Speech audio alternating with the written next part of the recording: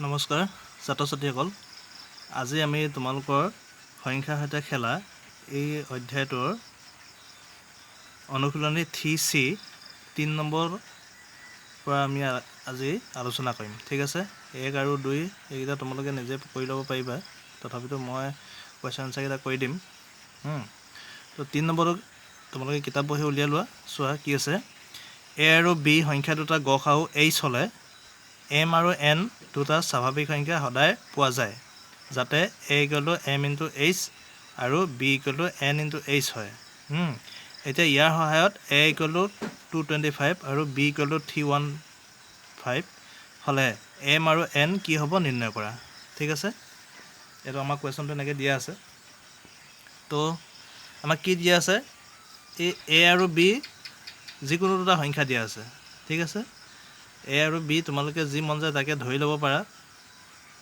ঠিক আছে আৰু H টো হ'ল এই সংখ্যা দুটা গসাউ তো আমাক দিয়া আছে কিতাপত তাৰ পাছত দিয়া আছে এতিয়া ইয়াৰ সহায়ত A = 225 আৰু B = 315 এই সংখ্যা দুটাৰ প্ৰথমতে আমি গসাউ উলিয়াই ল'ম ঠিক আছে তো দিয়া আছে A = 225 আৰু B = 315 এটাকে 225 আৰু 315 গসাউ 45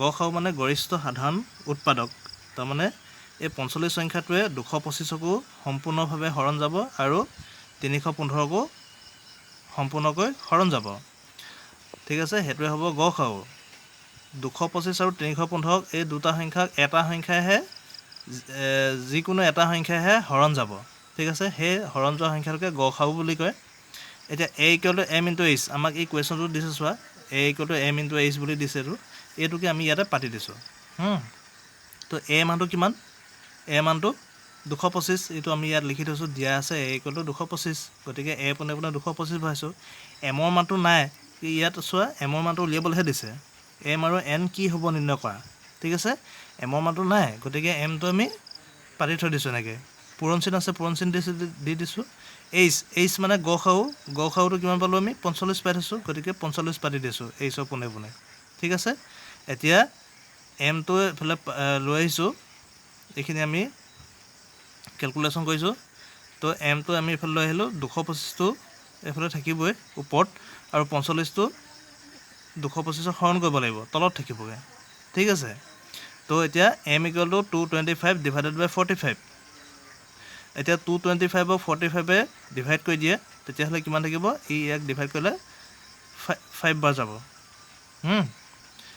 তো M ৰ মানটো হ'ল 5 আকৌ আমাক কুৱেশ্যনটো কি দিছে B = N * H B = N * H সেইটো আমি পাতি দিছোঁ B = N * H ঠিক আছে তো B মানটো আমাক কিমান দিয়া আছিলে 315 তো N ৰ মানটো আমাক দিয়া নাই আৰু H ৰ মানটো আমি পাই থৈছোঁ 45 এতিয়া B মানটো 315 আমি পাতি দিলোঁ = N ৰ মানটো দিয়া নাই গতিকে আমি N ৰ মানটো N ভাগে ৰাখি দিম তো N ৰ মানটো কি হয় তাকে আমি দেখুৱাব দিছে আমাক H ৰ মানটো 45 পাতি দিছোঁ এতিয়া Nটো এইফালে পাৰ কৰাই দিলোঁ আৰু 315টো ইফালে পাৰ কৰাই দিলোঁ আৰু 45টো আছে 45টো তলত বহিব 315 তলত 45 বহিব ঠিক আছে তো এতিয়া 45এ 315ক আমি ডিভাইড কৰি দিলোঁ বা হৰণ কৰি দিলোঁ তো এনচাৰটো পাম আমি 7 এটাকে ইয়াতে লিখি ল'বা এটাকে M = 5 and N = 7 এইটো হ'ব এনচাৰটো ঠিক আছে তাৰপিছত 4 নম্বৰটো কি কৈছে চোৱা গসাউ উলিওৱা গসাউ মানে গৰিষ্ঠ সাধাৰণ উৎপাদক গসাউ উলিয়াবলৈ কৈছে আমি গৰিষ্ঠ সাধাৰণ উৎপাদক মানে গসাউ কেইবাটাও পদ্ধতিৰে উলিয়াব পাৰোঁ ঠিক আছে এই পদ্ধতিকেইটা হ'ল মই কৈ দিছোঁ তোমালোকে চাই ল'বা কিতাপত দিয়াই আছে সাধাৰণ উৎপাদক পদ্ধতিৰে তাৰপিছত আকৌ আমি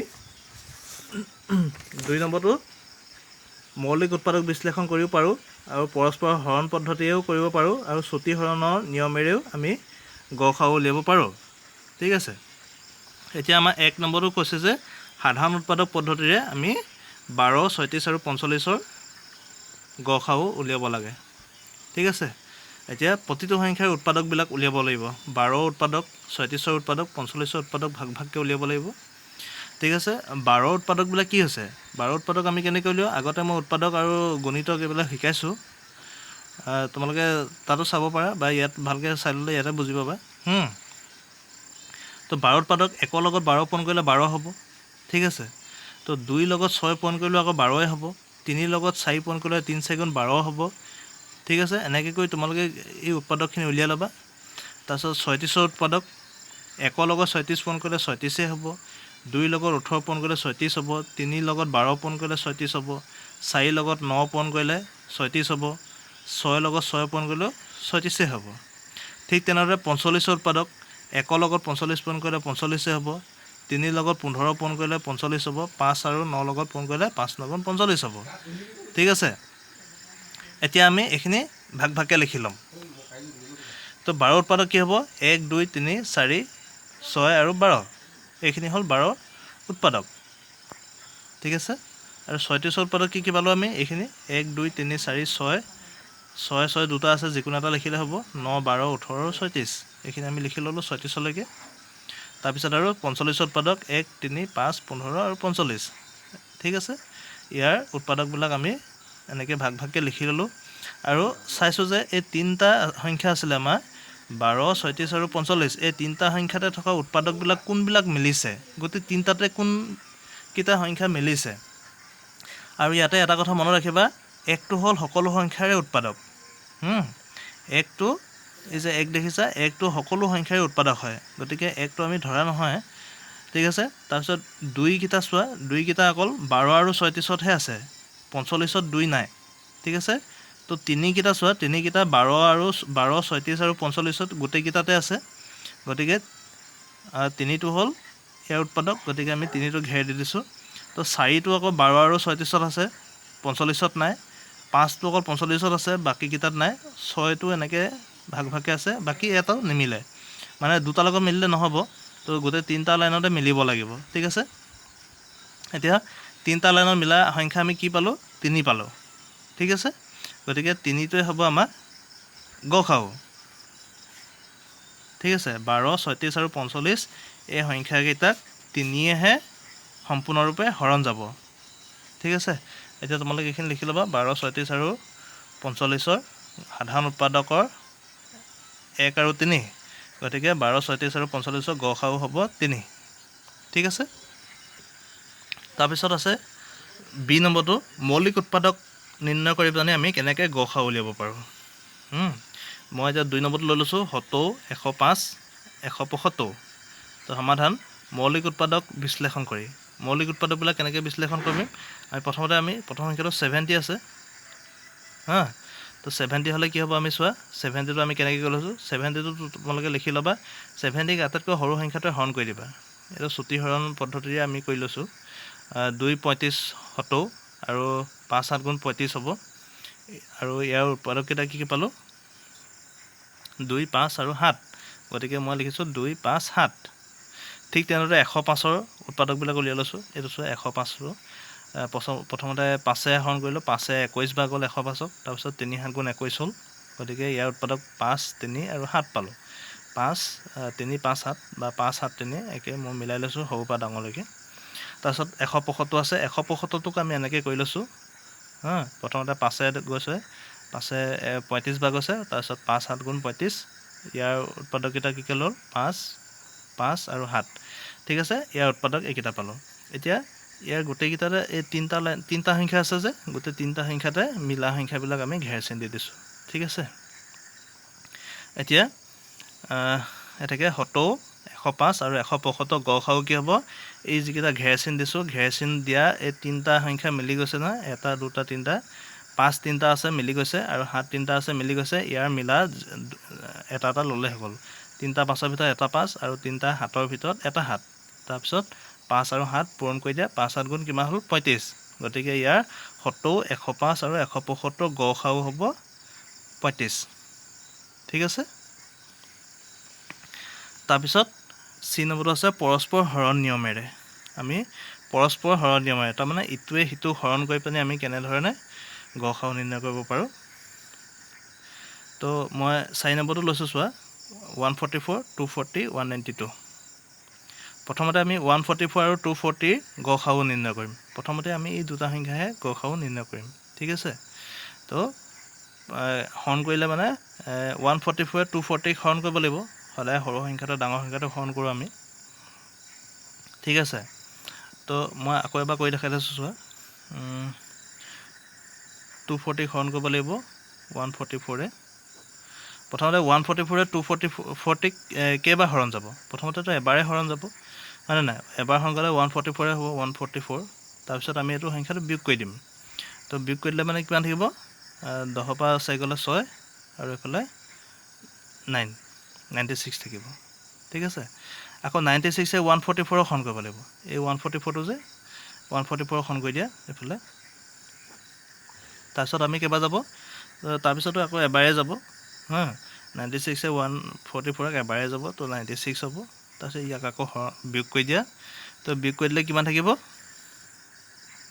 48 থাকিব এতিয়া 48 এ 96ক হৰণ কৰি দিয়া আকৌ 48 এ 96ক কেইবাৰ যাব তো দুবাৰ যাব 2 8 গুণ 16 6 হাতত থাকিলে 2 4 নাথাকে 96 তো 0 হ'ব তো ঠিক আছে তো আমি এইটো হ'ল লসাগু পালোঁ তাৰমানে কি 144 আৰু 240 গসাগু হ'ল 48 সেইটো কাৰণে আমি লিখিছোঁ যে এটাকে 144 আৰু 240 গসাগু হ'ল 48 এতিয়া যে 48টো পালোঁ এই 48 আৰু এফালে আমি এটা সংখ্যা থাকি আহিছিলে নহয় আমি প্ৰথমতে 144 আৰু 240 হে গসাগু উলিয়ালোঁ আৰু 192 এটা থাকি আহিছিল এতিয়া এই 192 হেতি আৰু এই আমি যে যিটো গসাগু পালোঁ 48 এই 42 এইটোৰ হেতি আমি গসাগুটো আকৌ উলিয়াব লাগিব এবাৰ ঠিক আছে আকৌ এখান লিখিছোঁ 48 আৰু 192 গসাগু নিৰ্ণয় তো 48 এ 192 হৰণ কৰি দিয়া ঠিক আছে তো ডাইৰেক্ট 4 বাৰ হৰণ যাব 4 বাৰ হৰণ গ'লে তো 0 থাকিব